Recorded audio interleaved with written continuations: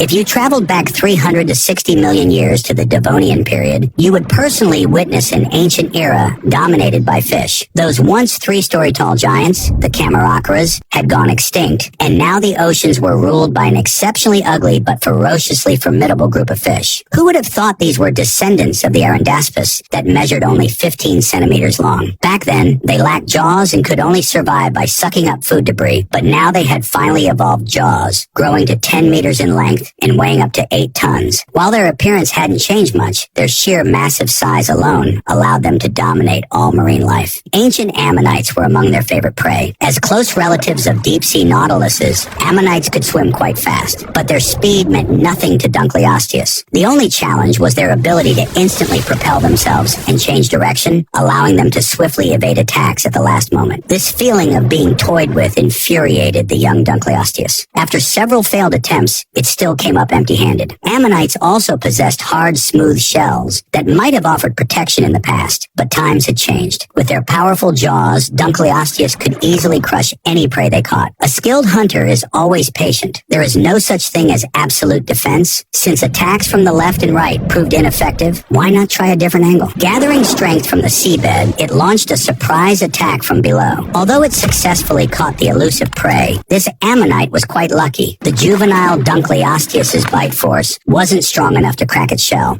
but this luck was short-lived, for an adult Dunkleosteus had arrived. To it, breaking open an ammonite's shell was effortless. Jaws paired with a spinal column were a premium combination, so perfect that future vertebrates would thrive without hindrance. Yet these giants couldn't rest easy. By 350 million years ago, Dunkleosteus had ruled the oceans for over 20 million years. Perhaps no other large creatures could challenge them, so the tiny ones stepped in. These plankton, life's catalysts billions of years earlier, now single-handedly brought all life to the brink of extinction. By the end of the Devonian, nutrients in the oceans suddenly surged, causing plankton populations to explode unprecedentedly. When plankton filled the sunlit shallow waters, the thick, soupy water began to rot, drastically reducing oxygen levels. As aquarium enthusiasts know, without this essential element, animals slowly suffocated, and their decaying bodies further poisoned the water. Dunkleosteus, having dominated the Devonian for over 20 million years, was ultimately erased from Earth's book of life. For creatures trapped in these polluted waters, the outcome was inevitable. This marked Earth's second mass extinction event, the late Devonian extinction. Coastlines worldwide were littered with the remains of life, resulting in the death of 85% of marine organisms and the extinction of 78% of marine species. This event was the longest lasting of the Big Five extinctions, spanning over 2 million years or more. Though this scene may seem tragic, know that the story of life was only just beginning. With plants wildly expanding on land, the era of oxygen scarcity became history. By 345 million years ago, the continents were blanketed in green as countless plants grew freely. Atmospheric oxygen levels reached a historic peak, 60% higher than today, meaning some organisms would grow to enormous sizes. Next, we will enter yet another new epoch.